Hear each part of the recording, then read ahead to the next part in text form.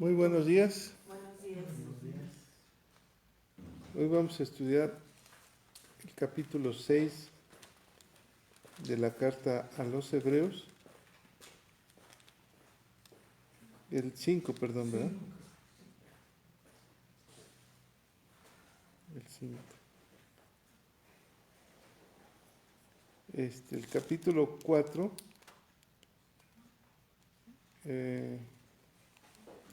versículo 1, el 2, por favor, ¿quién me lo quiere leer? 4:2. Uh-huh. Que también a nosotros se nos ha anunciado la buena nueva como a ellos, pero no les aprovechó el oír la palabra, por no oír acompañada de su fe en los que la oyeron.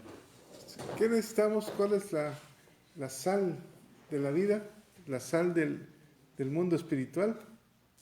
La fe, ¿verdad? Y nos explicaron sobre entrar en el reposo del Señor. Así como el Padre tuvo un día de reposo, así también nosotros entraremos en el reposo. Versículo 4, ¿quién me lo lee?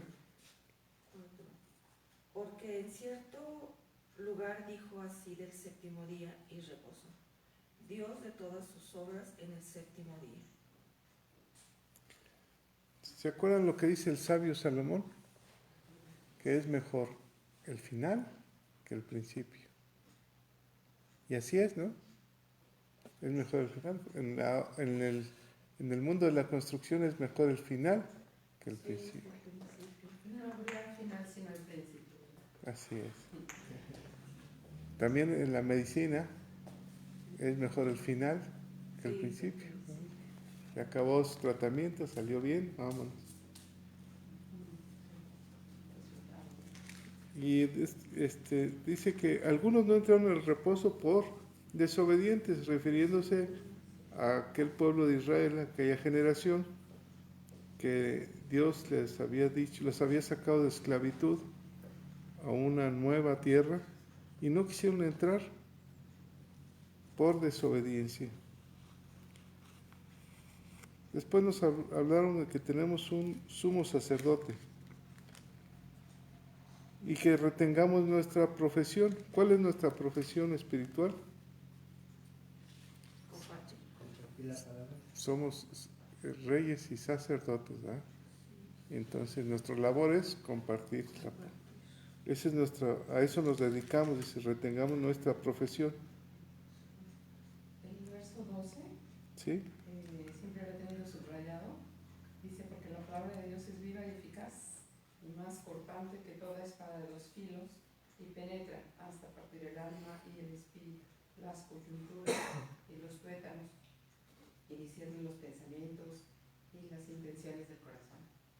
Sí. Le da lugar especial, es decir, aparte que está presentando esta carta a los judíos, le da un lugar especial a la palabra completa, ¿no? Es viva, es eficaz, es actual. Lo poderosa que es, ¿no? Que penetra, discierne las intenciones del corazón, los pensamientos, el alma y el espíritu. Y dice que las coyunturas, ¿no? ¿Se acuerdan qué significa las coyunturas y el tuétano? Las coyunturas es la unión de un hueso con otro. Ajá. Es como nos hemos movido nosotros en nuestro caminar. De nuestra generación en generación, ¿va? Rompe las generaciones. ¿Y el tuétano? Pues lo que tenemos superado arraigado. Lo que tenemos, el carácter de nuestra generación, de nuestros antepasados, los pecados, ¿no? Que se transmiten de generación en generación. Generacionales.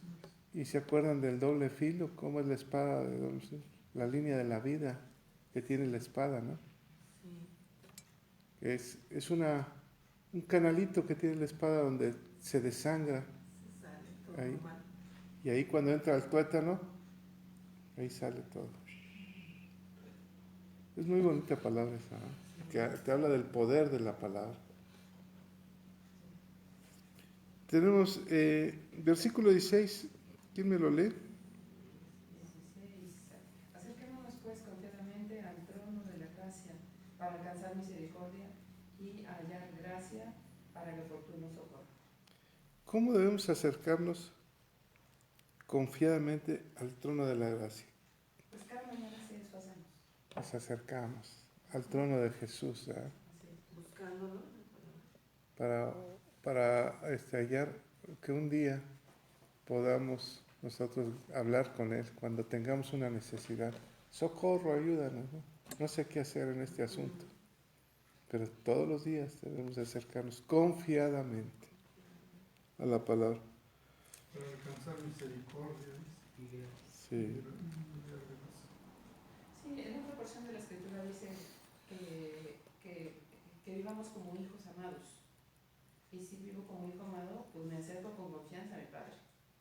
Así Aquí es. es una explicación. Acércate confiadamente al trono de la gracia para alcanzar un socorro en medio de tus necesidades, lo que necesitas. Así tan sencillo, ¿eh? Acércate a tu Padre confiadamente. ¿Podrá alguien acercarse desconfiando de Él, de nuestro Padre? Sí, mucha gente que nos dice, oye, tú que estás cerca de Dios, a ti sí que te escucha, tú Sí. que, ¿verdad? Sí, pero por ejemplo un niño con su padre o con su madre, ¿confía? ¿No? Confía. Capítulo 5 es la continuación. Sí. Seferino, si eres Sí, tan pastor. amable. Ayer nos compartió Seferino, no te lo otra vez. Sí. Puede ser. Anda muy duro.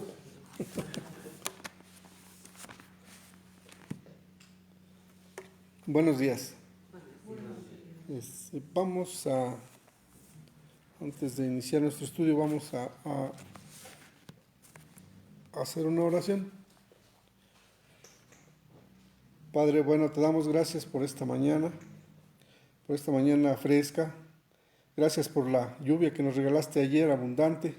Sabemos que es una lluvia de bendiciones también que derramas sobre nosotros. Te damos gracias y te damos gracias y sobre todo sobre las bendiciones que derramas en las familias que están representadas aquí en esta casa de oración. Te damos gracias por quienes han de venir y por quienes nos escuchan. Gracias, Señor. Este momento lo ponemos en tus manos para que seas tú quien hable, quien nos muestre, nos revele tu palabra para poder aprender más de ti y poder amarte plenamente, Señor, para continuar en el camino y para cumplir tu propósito en cada uno de nosotros, Señor. Te damos gracias en nombre de tu Hijo amado Jesús. Amén.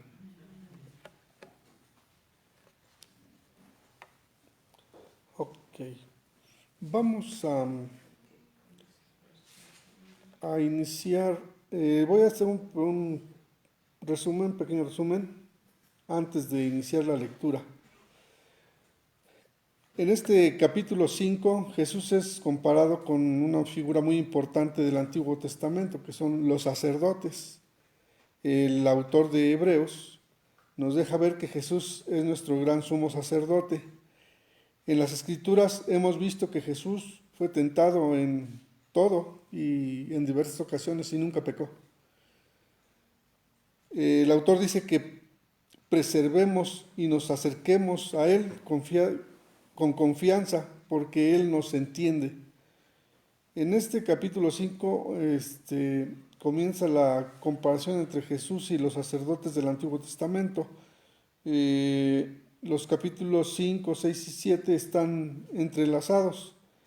Debemos de poner atención a estos 3 capítulos para que ahora sí que tengamos el entendimiento debido. Bueno, vamos a iniciar la lectura. Son 14 de 2 en 2. Por favor, pastor. Capítulo 5. Porque todo sumo sacerdote, tomando de entre los hombres, es constituido a favor de los hombres en lo que a Dios se refiere, para que presente ofrendas y sacrificio por los pecados. para que se muestre paciente con los ignorantes y extraviados, puesto que él también está rodeado de debilidad. Y por ella debe ofrecer por los pecados, tanto por sí mismo como también por el pueblo. Y nadie toma para sí esta honra, sino el que es llamado por Dios, como lo fue Aarón. Así tampoco Cristo se glorificó a sí mismo haciéndose sumo sacerdote, sino el que dijo: tú eres mi Dios, yo te he engendrado hoy. Como también dice en otro lugar, tú eres sacerdote para siempre, según el orden de Melquisedec. Y Cristo, en los días de su carne, ofreciendo ruegos y súplicas con gran clamor y lágrimas al que le podía librar de la muerte, fue oído a causa de su temor reverente. Y aunque era hijo, por lo que padeció aprendió la obediencia, y habiendo sido perfeccionado vino a ser autor de eterna salvación para todos los que obedecen. Y fue declarado por Dios sumo sacerdote según el orden de Melquisedec. Acerca de esto tenemos mucho que decir y difícil de explicar, por cuanto os habéis hecho tardos para oír. Porque debiendo ser ya maestros, después de tanto tiempo, tenéis necesidad de que se os vuelva a enseñar cuáles son los primeros rudimentos de la palabra de Dios, y habéis llegado a ser tales que tenéis necesidad de leche y no de alimento sólido. Y todo aquel que participa de la leche es inexperto en la palabra de justicia, porque es niño. Pero el alimento sólido es para los que han alcanzado madurez, para los que por el uso tienen los sentidos ejercitados en el discernimiento del bien y del mal. Gracias. Ok. Bueno, pues vamos a iniciar el estudio. Vamos a leer nuevamente, si me apoya Sebastián, a leer el 1, 2 y 3, por favor. Porque todo sumo sacerdote tomado de entre los hombres es constituido a favor de los hombres en lo que a Dios se requiere, para que presente ofrendas y sacrificios por los pecados, para que se muestre paciente con los ignorantes y extraviados, puesto que él también está rodeado de debilidad, y por causa de ella debe ofrecer por los pecados, tanto por sí mismo como también por el pueblo. Gracias.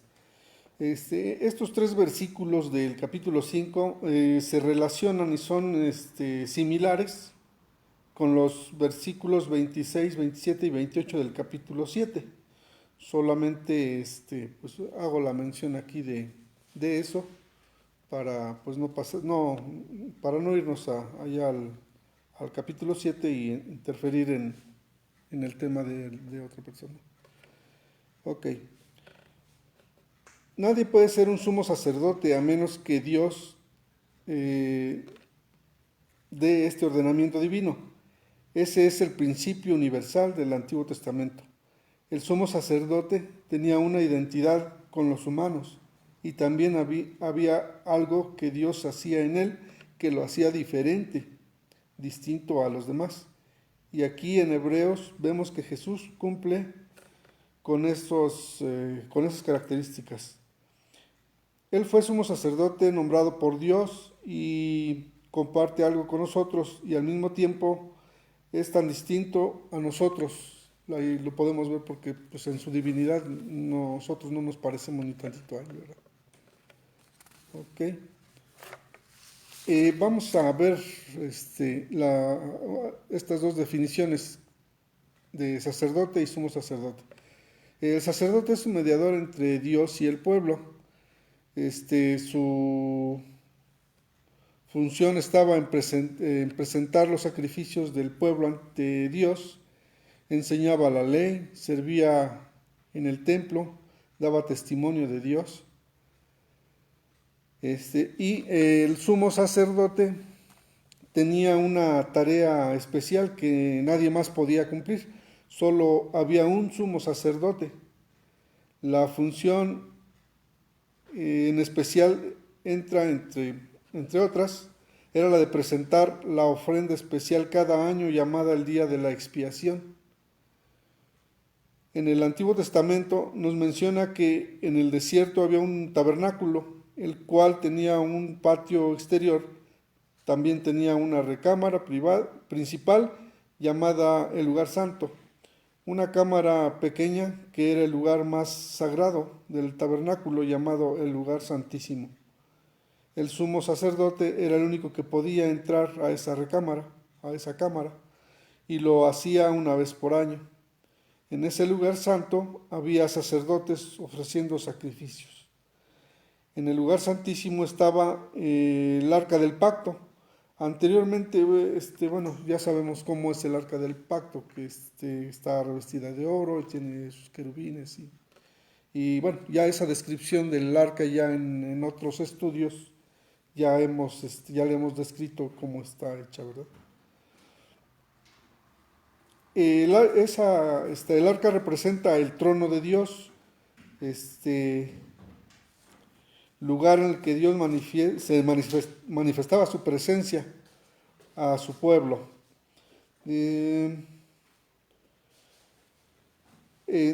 Bueno, en el arca también sabemos que estaban las tablas de Moisés, ¿no? Los mandamientos. Una vez al año el sumo sacerdote tomaba 2 animales, echaban suertes y uno de ellos se convertía en el sacrificio. El sumo sacerdote ponía sus manos sobre ese animal y simbólicamente los pecados suyos y los de todo el pueblo se ponían en el animal y pues era sacrificado. Él entraba al lugar santísimo y ofrecía ciertos rituales con sangre del animal muerto. Luego salía y al otro animal lo dejaban libre, simbolizando que ese año Dios había perdonado los pecados del pueblo. Ese animal era el Redentor, simbolizando el rescate de Israel. Lo conocemos como el Día de la Expiación, como ya se los comentaba hace un momento. En los primeros 4 versículos, el autor de Hebreos nos describe los requisitos para los sacerdotes en el Antiguo Testamento.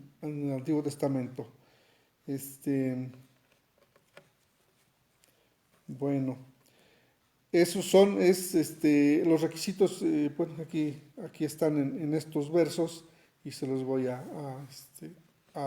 leer. Bueno, primero es tomado de entre los hombres, como dice el verso 1, que ese era un requisito, digamos. El siguiente es constituido a favor de los hombres, que tiene que ser, pues ahora sí que era para justificar a los hombres del pecado, ¿verdad?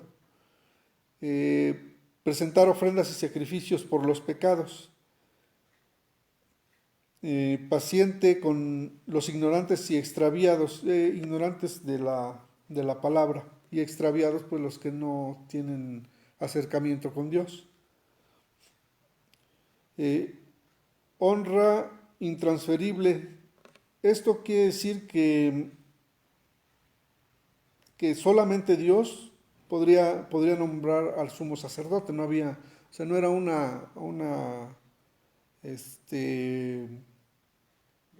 designación humana, sino era divina. Gracias, Laurita. Y entender que sus hermanos son débiles, o sea, tenía que estar en esa misma posición de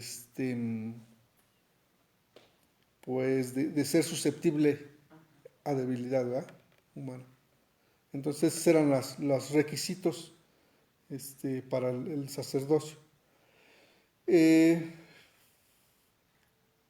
¿Me pueden apoyar con la lectura del versículo 4, por favor? Y nadie toma para sí esta honra, sino el que es llamado por Dios, como lo fue Aarón.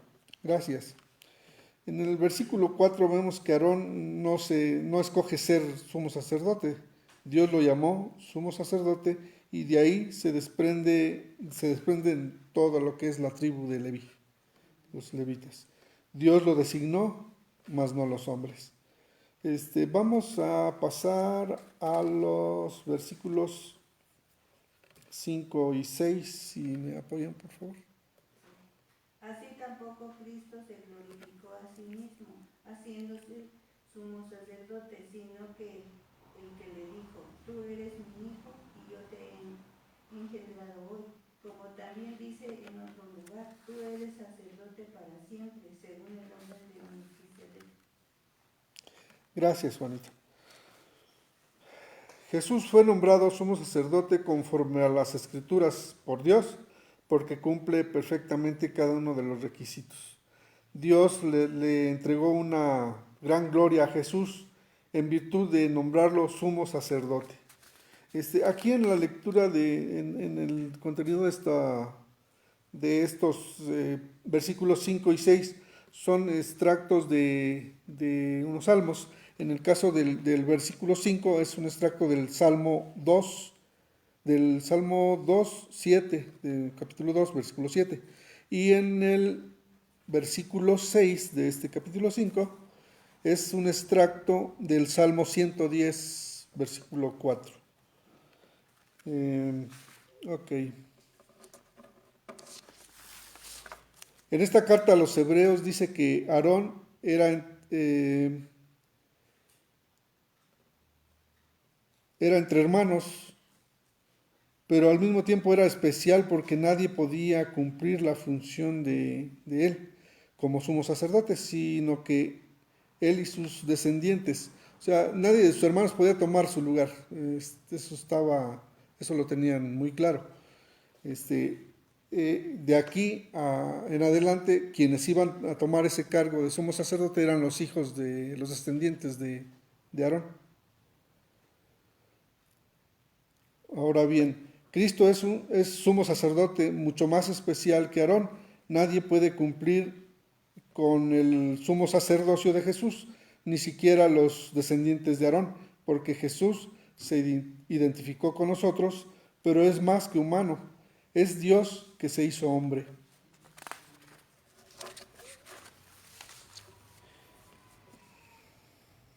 Okay.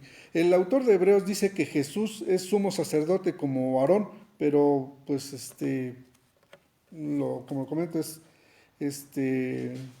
nadie puede cumplir este papel porque Jesús tiene un llamado muy particular y es una orden superior a la de Aarón.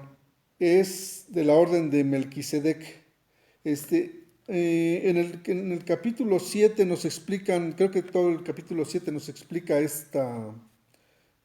todo lo referente a Melquisedec, entonces pues nada más se queda como referencia.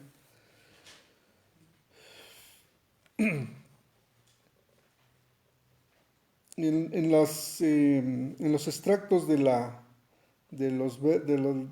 verso 5 dice, tú eres mi hijo, yo te he engendrado hoy, que es un extracto del Salmo 2:7. Y el siguiente del Salmo 110:4 es, tú eres sacerdote para siempre. Jesús es muy especial por esto, se hizo hombre, pero es más que un hombre, es Dios encarnado, exaltado como Rey del universo por medio de su resurrección. Esto nos lo dice en estos dos versículos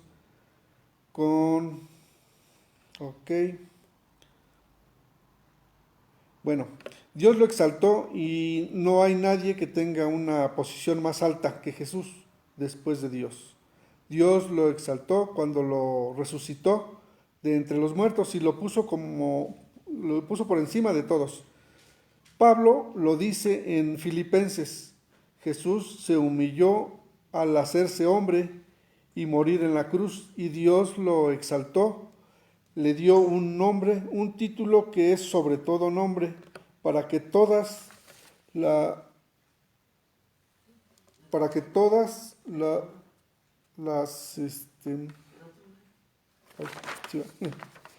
la rodilla se doble y todas las lenguas confiesen que Jesús es el Señor.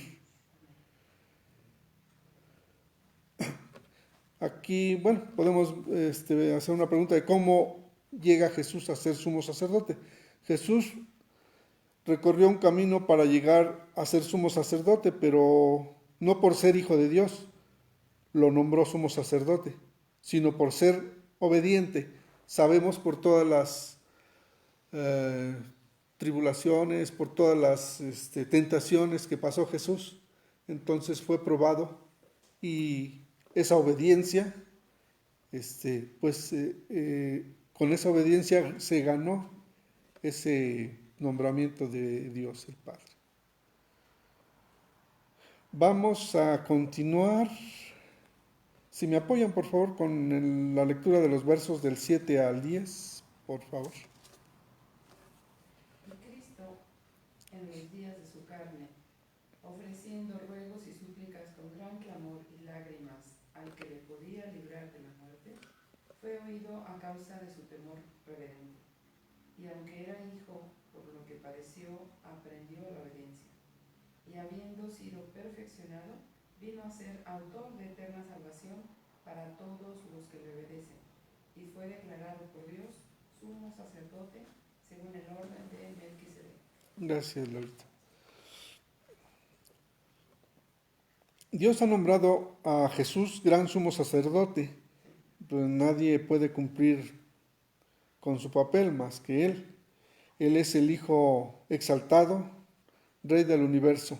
No le dio ese título por ser hijo, sino que Él se humilló y obedeció, siempre fue obediente, no tuvo ninguna falta. Hubo una senda que el Hijo caminó para ser nombrado sumo sacerdote. Una senda que pues nadie de nosotros humanamente no hemos caminado. Sin embargo, Jesús, dejando su trono, vino con nosotros, se hizo hombre y se identificó con nosotros, porque se humilló y se hizo como nosotros. Entonces Dios lo exalta y lo corona de gloria y honra. Él nos vino a enseñar que humanamente sí se puede ser santo, que sí se puede vivir libre de pecado. Pues Él también estuvo aquí como humano y nos demostró que sí se puede. ¿Ok? Y pues ahora sí que es la línea, el camino que nosotros debemos de seguir como creyentes, como cristianos. Debemos de seguir en cumplir, en ser obedientes. Ok. El verso 7 se refiere al huerto del Getsemaní, que fue el lugar en el que Cristo oró con lágrimas y sudó sangre, y les dice a sus discípulos que oren con él. Y va y ora solo y le dice: Padre, si es posible, pasa de mí esta copa, pero no se haga mi voluntad, sino la tuya. Dios le contestó que sí quiero que hagas mi voluntad, y lo fortaleció. Dios lo escuchó por su reverente sumisión. Sabemos que Dios lo escuchó porque lo resucitó de entre los muertos. Esa es la evidencia clara que tenemos, que Dios lo escucha en su oración. Entonces Jesús, al completar la misión, se ha convertido en autor de eterna salvación, así nos los dice la Escritura, para todos los que le obedecen, para todos los que creemos en Él, para todos los que confiamos en Él, para todos los que decidimos seguirlo y todos los que queremos aprender de Él. Ya Pablo nos decía: sean como yo soy como Cristo. O sea, hay que nuestro comportamiento debe ser como Cristo. Así nos los dijo Pablo. Seamos. Sean imitadores de mí. Sean imitadores de mí. Exacto. Ok.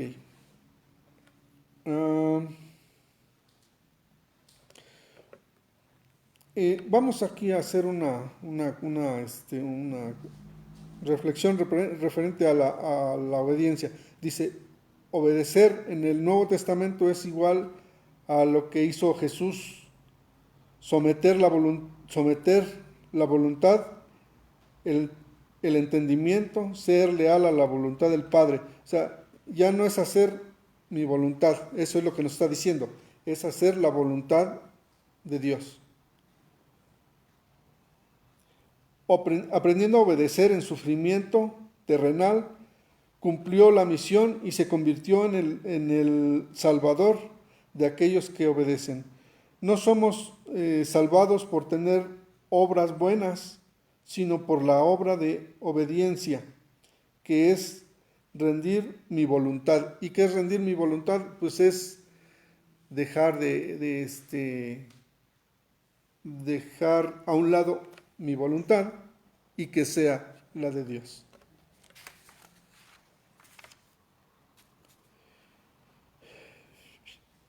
Ok, vamos a continuar. Si me apoyan, por favor, con la lectura de los versículos del 11 al 14, vamos a ver lo que es la advertencia contra la apostasía. Sabemos que la apostasía es un alejamiento de Dios de parte de su pueblo. Si me apoya alguien, por favor, a leer. Acerca de esto tenemos mucho que decir y difícil de explicar, por cuanto os habéis hecho tardos para oír. Porque debiendo ser ya maestros después de tanto tiempo, tenéis necesidad de que se os vuelva a enseñar cuáles son los primeros rudimientos a las palabras de Dios. Y habéis llegado a ser tales que tenéis necesidad de leche y no de alimento sólido. Y todo aquel que participa de la leche es inexperto en la palabra de justicia porque es niño, pero alimento sólido es para los que han alcanzado madurez, para los que por el uso tienen los sentidos ejercitados en el discernimiento de bien y del mal. Gracias, Martín, gracias.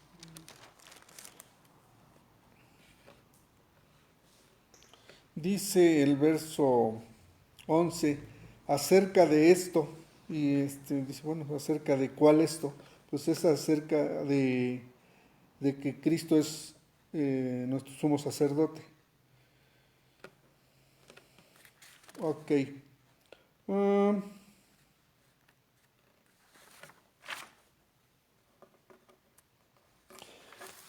En estos versículos el autor de la epístola de los Hebreos muestra la condición ahora sí que de estos cristianos hebreos a quienes les está dirigiendo la carta, ¿verdad? Y es nuestra misma condición hoy en día, o sea, como lo hemos dicho en diversas ocasiones y el pastor incluso nos los comenta, que pues ahora sí que la palabra es atemporal, o sea, aquí nos está hablando también a nosotros. Dice que somos torpes espiritualmente y parece que no escuchamos. En el versículo 11 dice tardos, que es igual a negligente, perezoso, holgazán, persona que evade su responsabilidad. Y pues tardo es alguien que es culpable de una negligencia y una pereza deliberada. Uno de los objetivos de esta carta es recordar que Dios habló en el pasado con claridad por medio de Jesús. Esta iglesia ya tiene un tiempo de conocer a Jesús y haber confesado a Jesús. Ahora su crecimiento se ha visto entorpecido. Debieran ser maestros pero los compara con niños de pecho que no pueden comer alimento sólido y necesitan leche. Ya en otros estudios habíamos visto lo que era la leche, el alimento para los niños que quiere decir que somos aprendices de la palabra, y los maduros son los que pueden comer el alimento sólido, que ya tienen mayor entendimiento de la palabra.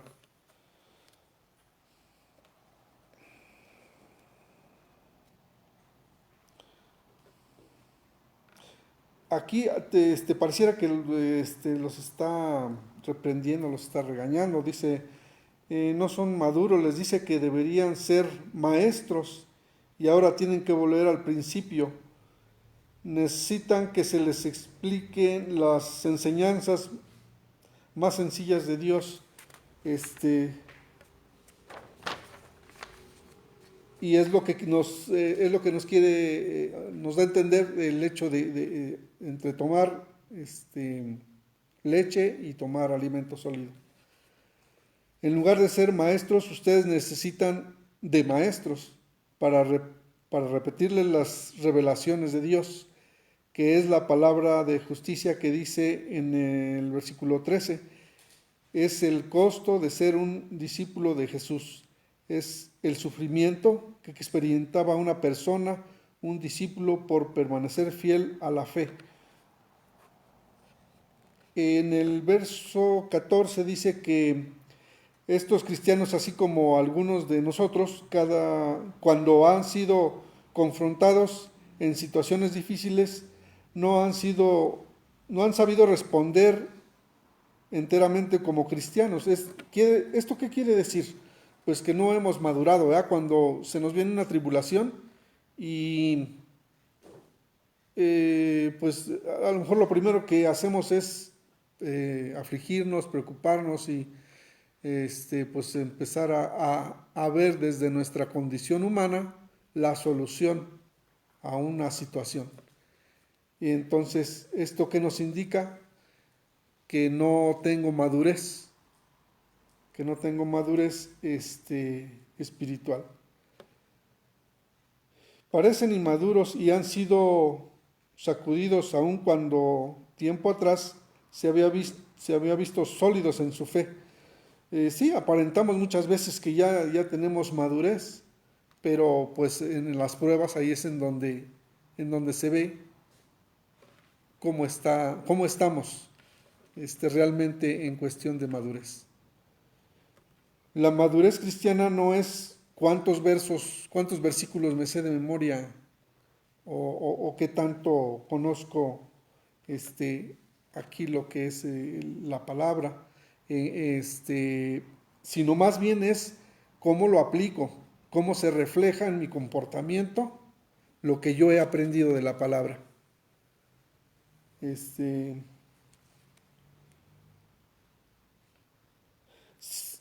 Claro, con esto no quiero decir que no sea importante que aprendamos incluso de memoria la palabra de Dios. Es importante, no es por ahí el comentario. Pero sí, sin embargo, es necesario ambas cosas, el conocimiento y la madurez espiritual, el conocimiento de la palabra y la madurez espiritual, que quiere decir cómo me comporto yo ante las situaciones, ante los demás también, cómo me comporto yo con Juanita, con Martín, con el pastor, con Laurita, con todos, con mi familia. Entonces, si yo aparentemente ya manejo aquí las escrituras, todo bien, pero va a decir mi esposa, ¿de qué sirve que te aprendas incluso capítulos completos de memoria si en la casa me haces esto y ya me hace mi lista? Entonces, pues yo creo que eso es lo que nos está queriendo decir aquí, ¿verdad?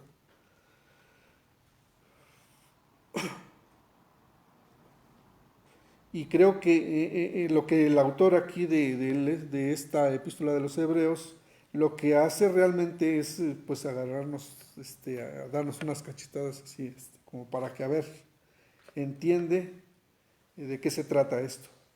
Y nos confronta ¿con qué? Con la palabra. O sea, aquí nos confronta con la palabra porque la palabra es la que nos juzga. O sea, yo no tengo la condición para juzgar a nadie, absolutamente. Y sin embargo, la palabra me juzga cuando digo, caray, creo que aquí estoy mal. Y haciendo esa conciencia de nuestro comportamiento, pues a través de la palabra vamos viendo qué tan maduros somos y qué tan, pues, qué tanto hemos aprendido.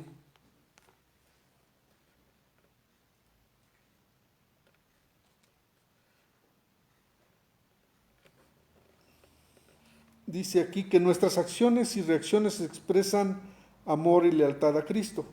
Eso, pues, debemos de hacérnoslos como una pregunta, que es lo que les comentaba ahorita.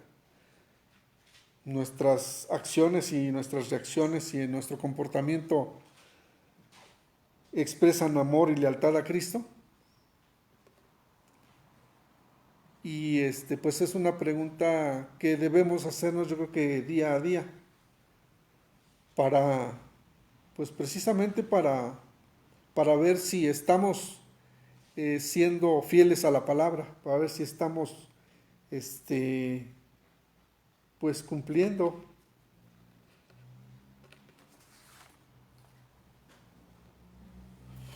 Dice aquí, o nos comportamos como bebés inmaduros.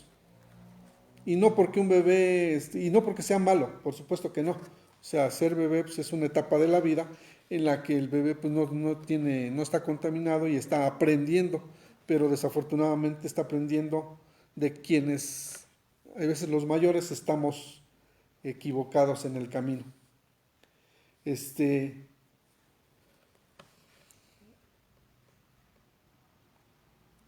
La esperanza es que se arrepientan y nos arrepintamos, hablando en general, nosotros de la inmadurez, y busquemos comprender con profundidad la fe cristiana y mantenernos firmes. La solución no es volver a enseñarnos, es arrepentirnos y que seamos maduros. Esto, pues ahora sí que esto es lo que nos dice aquí la palabra. Y pues yo me quedo con eso, que lo que he aprendido, pues tengo que ponerlo en práctica para que se vea qué madurez voy, y más bien para que vea cómo voy avanzando en esa madurez. Es definitivamente, y cada que me toca exponer, digo, es un capítulo, me tocó el más bonito, pero parece que todos nos dicen, pues ahora sí que cosas muy interesantes que por no estudiar la palabra y por no poner atención en lo que ya sabemos, pues ahora sí que ando así como perdido. Entonces, ¿qué nos está diciendo aquí? Permanece en la palabra, haz conciencia de que realmente estás madurando, y si te estás comportando como niño, pues no es de que te vuelvan a enseñar otra vez, es como cuando llegamos la primera vez aquí. Más bien es que yo mismo debo de esforzarme en poner atención en mi comportamiento, en mis acciones y en el trato pues a todos, ¿verdad? Y pues vaya, ahora sí que es lo que nos dice este capítulo. La honra, la gloria y la alabanza y el aplauso es para Dios, y gracias por su atención.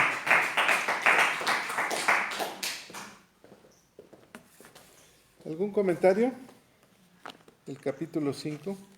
Pues empezó diciendo que hay las diferencias entre sacerdote y sumo sacerdote, y luego eso nos hace pensar que, bueno, para darnos cuenta que hay un gran sumo sacerdote, ¿verdad? Así es. Que hay tres, y Jesucristo pues es el gran Sumo tiene ese sacerdote. título de gran sumo sacerdote, el sumo sacerdote que entraba al lugar santísimo y los sacerdotes que ministraban. Así es. Ahora, Las sí, categorías, pues. como categorías. Si nosotros somos, dice a través de la palabra reyes y sacerdotes, ¿en qué categoría entramos? Podríamos, En la última. Sacerdote. en la de más abajo. Ahora, ¿realmente somos sacerdotes para qué? Pues dice ahí que para constituidos a favor de los hombres, para ministrar a las personas. Fíjate, ¿me puedes leer el versículo 2 del capítulo 5? Nos dice para que se muestre paciente con los ignorantes y extraviados, puesto que él también está rodeado de debilidad. Entonces, todos los días se presentaba el sacerdote, ¿verdad? A nuestro nivel, para presentar ofrendas de sacrificio en aquel entonces, por los pecados del pueblo, por los extraviados, por los ignorantes, porque mi pueblo perece por falta de conocimiento, pero también por mis pecados, ¿verdad? ¿Por qué el sacerdote dice que era débil? Versículo 3. ¿Me lo lees, por favor, Por Laura? causa de ella, debe ofrecer por los pecados tanto por sí mismo como también por el pueblo. Entonces, por mi debilidad, yo tengo que presentaba mis ofrendas también, ¿no? Primeramente por el hombre, porque y por ejemplo Pablo que dice que él era débil, ¿él fue sacerdote, Pablo? Sí. Sí, pero a causa del conocimiento de Cristo, se hacía fuerte.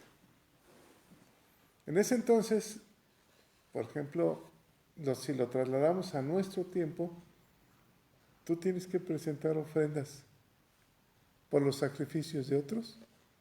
Más bien, yo así lo percibo, que es enseñar el Evangelio. Porque el sumo sacerdote, o sea, la categoría mayor que es Cristo, dice que él fue, Ese es según el gran sacerdote. el gran sacerdote, según la orden de Melquisedec, se presentó una vez y para siempre como cordero, Sí. como ofrenda. Entonces, ya no hay otra ofrenda que presentar. Pero entonces, ¿cuál sería nuestra posición? Yo digo que es el Evangelio. A los extraviados A los de afuera. y a los ignorantes, ¿verdad? Porque yo creo que podemos entender hoy en la práctica que un sacerdote es un ministro, es un servidor. Un servidor. Un servidor, ¿cierto? Ujú. Y entonces es un servidor hoy para qué? Porque mira, justamente la lectura de hoy que nos ofrece al abrir la Biblia, dice, lo que quiero de ustedes es que me amen y no que hagan sacrificios, que me reconozcan como Dios y no que me ofrezcan holocaustos. Es decir, ya no hay más. Jesucristo hizo el último gran, El máximo. el máximo sacrificio, no más, se acabó. Yo solo quiero que me obedezcan y me amen, ¿verdad? Así. Entonces, y ciertos sacerdotes, un sacerdote solo es un ministro y un servidor frente a los hombres. Frente a los hombres. Para llevar a los pies a esos hombres, al conocimiento de Cristo, ¿verdad? Exacto, porque son ignorantes y estaban perdidos. Estaban perdidos. Como nosotros estábamos perdidos. En algún Éramos tiempo. ignorantes. Así es. Dice entonces, a causa de esto. Ahora, en dónde inicia el sacerdocio humano llamado por Dios? Con Aarón, ¿verdad? Con Aarón. Con Aarón y sus hijos, nos comentabas. Sí. Ahí empieza, Dios pone las formas con Aarón. Pero lo importante de esto es que Dios nos hace sacerdotes, reyes y sacerdotes.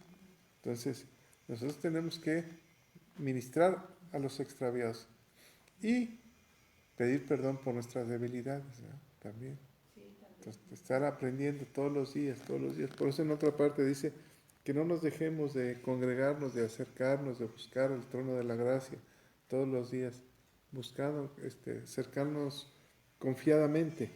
Pastor, y, Sí. aquí en lo que se refiere a lo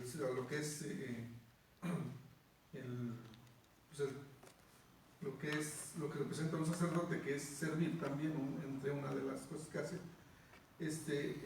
También hemos visto que nosotros como iglesia somos el cuerpo de Cristo y cada uno somos un miembro y cada uno tiene una función distinta, entonces yo creo que es una manera también de servir como sacerdotes, ¿no? Así es. Ahorita vamos a ver sobre los sentidos espirituales, ¿no? ¿A qué se refiere? ¿Se fijan que hay una frase que se ha repetido constantemente en esta carta a los hebreos? Que es, tú eres mi hijo, yo te he engendrado hoy. Como que esa parte la está repitiendo en esta carta. Tú eres mi hijo, yo te he engendrado hoy. Incluso desde el capítulo 1 nos llevaste al Salmo 2, ¿verdad? O sea, se repite. ¿Qué es lo que quiere esta carta dejar muy claro? Que Jesús es hijo de Dios. Punto. Y que a Él tenemos que honrarlo, ¿verdad? Es más, vamos al Salmo 2. Hay una parte donde dice que debemos de obedecer para no provocar la ira de Dios, ¿no? Según esta orden de Melquisedec, que ya lo vamos a ver en el capítulo 7, como decía Seferino, ¿qué significa Melquisedec? ¿Alguien sabe? Sí, ahorita. ¿Quieres que te lea un pedacito de Salmo 2? Sí. Servid a Jehová con temor y alegraos con temblor. Honrad al Hijo para que no se enoje y perezcáis en el camino, porque se inflama de pronto su ira. Bienaventurados los que en Él confiamos. Bienaventurados los que en Él confiamos. Honrar al Hijo. Por eso la carta a los hebreos es muy clara. Honrar al Hijo. ¿Recuerdan qué significa hebreos? Los que pasaron del río, ¿eh? O sea, los que salieron ¿de dónde? De Egipto. Los que cruzaron. Unos del pueblo judío no quisieron cruzar, pero otros sí cruzaron. La mayoría cruzó, ¿verdad? Y otros gentiles también cruzaron con ellos. ¿Mande? Extranjeros también cruzaron con ellos. Entonces, lo que quiere aquí es que honremos al Hijo y que quede muy claro que para el pueblo hebreo hay que adorar a Jesús, ¿no? Es el Hijo, honrarlo. Ahora, versículo 7 del capítulo 5 de Hebreos, ¿quién me lo lee? Y Cristo en los días de su carne, ofreciendo ruegos y súplicas con gran clamor y lágrimas al que le podía librar de la muerte, fue oído a causa de su temor reverente. ¿Y el 8 de una vez? Y aunque era hijo, por lo que padeció, aprendió la obediencia. ¿Qué significa en los días de su carne? Cuando era hombre. Cuando era hombre, cuando tenía la misma actitud que nosotros, el mismo condición, es la palabra. Es la palabra. Él sufrió, él lloró, él se rió, él pidió que no pasara ese proceso, pero fue oído a causa de su temor reverente. Y esta es una palabra muy hermosa. ¿Cuál es el temor reverente que nos enseña? El temor a Dios. El de honrar y respetar, no el temor de miedo. Ese es el temor, pero el reverente... Por eso digo, el de honrar y respetar, ¿no? Honrar y respetar. Sí. O sea, hay el otro temor que es el temor de miedo, de angustia, etcétera. Y el otro no, ¿verdad? Solamente de... no quiero separarme de ti, ¿eh? No quiero. Reverente, con mucho respeto. Tenemos, entonces, ¿cómo respetaba el Hijo al Padre? Con un temor reverente. Con muchísimo respeto. Con mucho respeto. El Hijo padeció y aprendió obediencia. A veces tenemos que caernos para aprender a obedecer. Sí. No hagas esto, y ahí vas, ¿verdad? Entonces aprendemos obediencia. Y así se perfeccionó por esa causa. Al ser perfeccionado, ¿cuál fue el resultado? Autor de la eterna salvación para todos los que obedecemos. Aprendemos obediencia en nuestro largo caminar. ¿Cuántos días son del hombre en la tierra? 80, 90, no lo sabemos. ¿Qué estamos aprendiendo? A obedecer. Aprendió obediencia. A causa de esa obediencia, Él se perfeccionó y es nuestro Salvador. A causa de la obediencia de lo que estamos aprendiendo, ¿cuál va a ser el resultado? Si Él resucitó, Vida eterna. vida eterna. Entonces estaremos juntamente con Él, Amén. porque Él resucitó. Entonces ya no habrá muerte. ¿Qué le dijo Jesús a Marta? ¿No te he dicho que el que cree en mí, aunque muera, vivirá? Entonces, vivirá. Oye, maestro, Lázaro ya está muerto. No, él vive. Entonces, la obediencia nos lleva a la salvación, al plan de salvación. Melquisedec dijimos que era rey de... es justo. ¿Mande? Mi rey es justo. Rey de justicia, ¿verdad? Melquisedec. Por eso viene del orden de Melquisedec. De Salem, rey de paz, o ciudad de paz. ¿Qué nos prometió Jesús? La paz os dejo, la paz os dejo. Él es justo, ¿sí? No encontraron injusticia en él, Y lo presenta como figura de Cristo. como figura de Cristo. ¿No? Exacto. Que desde Génesis fue mencionado Melquisedec, desde Génesis, Así. ¿verdad? Y desde ahí dice como figura de Cristo, desde ahí. Y vuelvo a ver cómo ese autor conocía maravillosamente, ¿verdad? Desde Génesis. Toda la historia, ¿eh? De algunos profetas, o muchos de los salmos lo refieren, y aquí lo viene trayendo. Es el Espíritu Santo, ¿verdad? Pero Seguramente. solo que no nos quiere decir. El Espíritu de Dios. Bueno, este rey lo vamos a ver más adelante, Melquisedec. Pero fíjense, hay hombres constituidos dentro de los hombres, como sacerdotes específicamente. Pero este es en especial el gran sumo sacerdote, según esa orden, sin genealogía, ¿verdad? No se sabe exactamente de dónde viene. Ahora, me gustó lo que nos dijo Seferino sobre la palabra tardos para oír. Acerca de esto tenemos mucho que decir y difícil de explicar. Fíjate cómo nos dice. ¿De qué es difícil de explicar? Mucho que decir y difícil de explicar. Es la apostasía. ¿Eh? ¿Y qué es la apostasía? La separación de Dios, Después de haber alejarnos. conocido. Te separas, ¿no? Hay mucho que decir. ¿Por qué dice mucho que decir? Porque en los últimos tiempos muchos apostatarán, ¿no? Apostatar. Y ya hay muchos que dicen, no creo en nada. Así, muchos. Por eso es mucho que decir. Difícil de explicar. ¿Por qué se separa la gente? Si habiendo conocido esto. Difícil. ¿Por qué si has conocido un manjar, de repente lo desechas? Te vas a buscar pan duro, ¿eh? Si comes bien, Migajas. migajas O algarrobas, o algarrobas. ¿verdad? Después de comer bien se puede comer algarrobas. ¿Cómo termina el hijo pródigo? ¿Eh? Por eso la palabra es tardos para oír. ¿Qué significa, Seferino? Tardos es negligente, perezoso, holgazán, persona que va de su responsabilidad.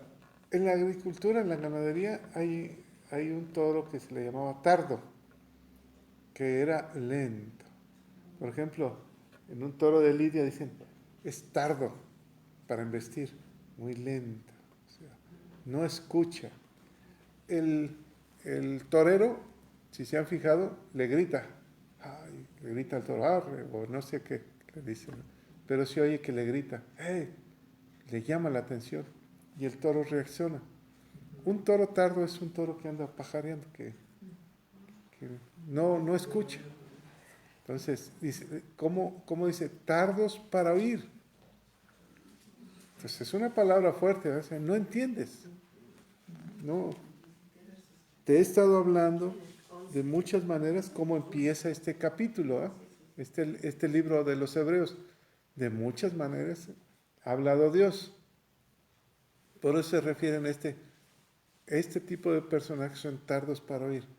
Ahora, ¿quién sería una persona en este tiempo un tardo para oír? Yo digo que se refiere aquí a la cuestión espiritual, que no entiende uno, que a pesar de que ya tiene un tiempo aquí, no está viendo nada. Ahí viene la bomba. ¿Me lees el siguiente versículo, por favor? El 12. 12, porque debiendo ser ya maestros, después de tanto tiempo, tienen necesidad de que se les vuelva a enseñar cuáles son los primeros rudimentos de las palabras de Dios, y han llegado a ser tales que tienen necesidad de leche y no de alimento sólido.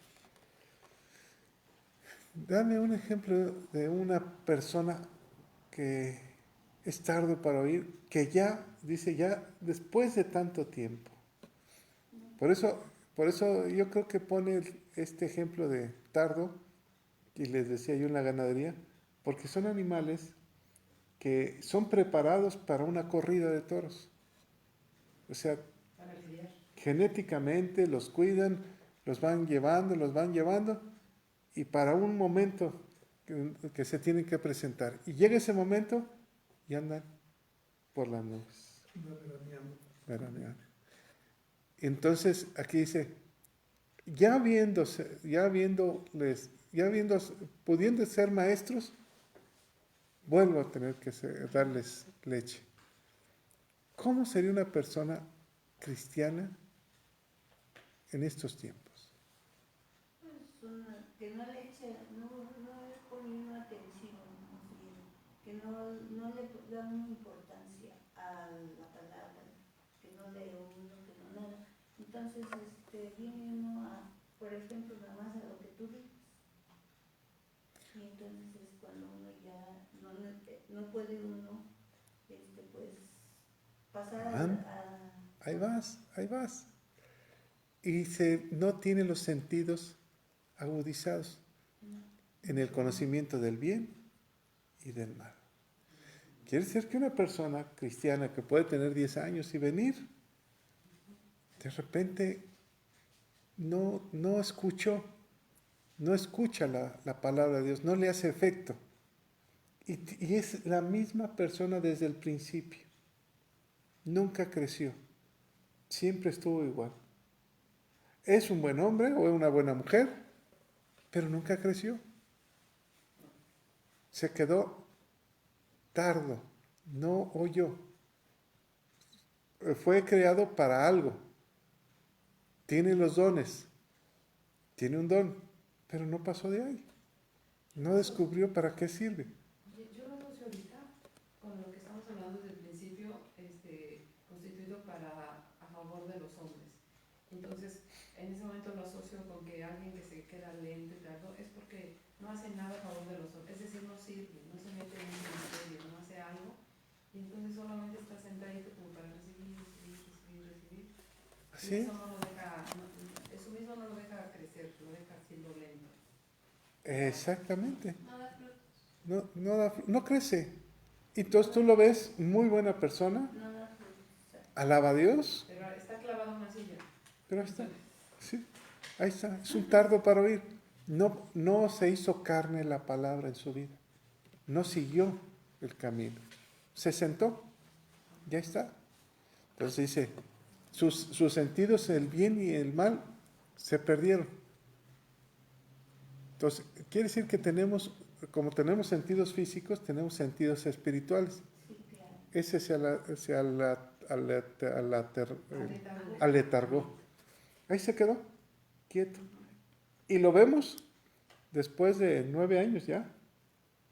Muchas personas se quedaron igualitas. Siguen con los mismos procesos.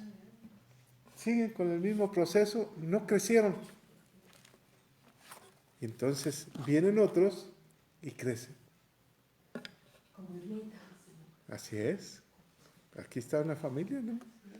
Y ahí van creciendo, Pero llega un momento, como si fuera una gráfica, que tú te puedes quedar ahí. Hay que estar alerta. Y esto es un proceso de vida. ¿Eh? Por eso dice que Incluso advierte como si pudiéramos cualquiera caer en apostasía. cualquiera. Es decir, ¿cómo después de haber conocido, dice, cómo ya se fue y se deslizó? ¿No? Entonces, incluso el predicador, o el pastor, o el profeta, puede quedar ahí. Exacto, por eso está inserto esto de cuidado, advertencia contra la apostasía. Cuidado. Muchas cosas que decir, difícil de explicar. ¿Por qué no creció? ¿Se acuerdan de ese juego de serpientes y escaleras? Das para atrás. En un momento tenga que la serpiente te hace que Ya estando a uno de ganar, a uno de ganar y tenga. Vas para atrás otra vez. ¿está de acuerdo? Y esto lo podemos, esto es una, como dices, es una advertencia. Sí, Cuidado, cuidado, denota él. cuidado. Porque los sentidos se adormecen. Si los sentidos no se agudizan, se adormecen. ¿Verdad? Así es. Los sentidos no se Ahora- pueden trabajar. Entonces se ponen a trabajar. Es como la mente, ¿no? O el cuerpo físico. Si tú dejas de ejercitarte, pues vas a batallar después. Ya vuelvan a ser niños, tienen los sentidos ejercitados en el discernimiento del bien y del mal. Fíjense, yo admiro a los doctores, porque llega el paciente y por lo regular se te queda viendo y te dice, platícame, ¿verdad? Él está agudizando y está oyendo todo lo que le dices tú y se va por una línea, por lo que le dices tú. Pues fíjese que hace 8 días me dolió esta parte, pero me comí un chile relleno y dice, no, pues lo único que tiene es un empache, ¿verdad?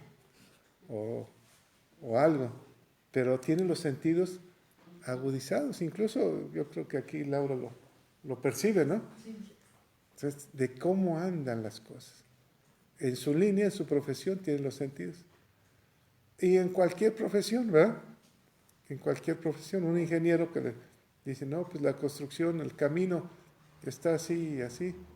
Por ejemplo, aquí tenemos un problema de un charco. Ay, qué malo. ¿Qué te dice? Luego, vino el Bactor hace 15 días o un mes. ¿Qué te dice? Hay que rehacerla. No lo limpió, nada más sacó el agua. No hicieron su trabajo. Pero la alcantarilla sigue tapada. Entonces, el ingeniero tiene que decir, espérame, esto no hicieron su trabajo. Y así es en el mundo espiritual. Ahí está el problema. No haces tu trabajo como rey y como sacerdote.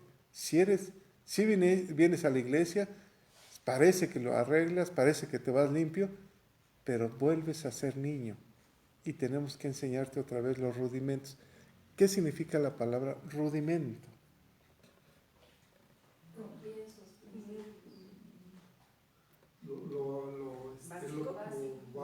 Lo básico. Los rudimentos de la ley. Lo básico de la ley, ¿no? Los principios. Otra vez, arrepiéntete de obras muertas, arrepiéntete de lo que has hecho, cambia tu mente. Otra vez, porque no haces tu trabajo, debiendo haber sido maestros. Es como aquel que lo contrata, ¿no? No hace su trabajo. Imagínate un mesero, lo contrato para ser un mesero y no sirven las mesas. No lo haces. Esto no se le escapa a Dios. Y habla de los cristianos que debiendo ya haber sido maestros. Ahí les va. ¿Cuántos años se necesitan que estudias una carrera? Por lo regular, ¿cuánto dura una carrera? 5 años. 4, 5, 6 años. ¿Cuántos años llevamos? Aquí, estudiando todos los días. Un buen, 9. un buen. Ya debíamos ser maestros. Ya son maestros. Ya son maestros. Ahora, ¿cuántos empezaron? ¿Te acuerdas? ¿Cuántos no? ¿Cuántos no siguieron? Se quedaron. No, hasta la orilla. Entonces, ese es el detalle. A Dios no se le escapa nada. Pero también advierte, ¿verdad? Vas a reprobar. Un día nos saldremos al ruedo a hacer nuestro trabajo y seremos juzgados si somos tardos para oír. Padre, te damos toda la gloria, todo el poder y todo el honor. Señor, abre los sentidos, nuestros sentidos espirituales, nuestro oído, Padre. No queremos ser tardos para oír. Queremos escuchar tu palabra día a día, semana a semana, año con año, Señor. Señor, no permitas que nos quedemos sentados, que te sirvamos a ti, al Rey de Reyes y Señor de Señores, al gran sumo sacerdote. Queremos escuchar tu voz. Espíritu Santo, ayúdanos, agudiza nuestros sentidos espirituales. Te lo pedimos, Padre, en el nombre de Cristo Jesús. Amén.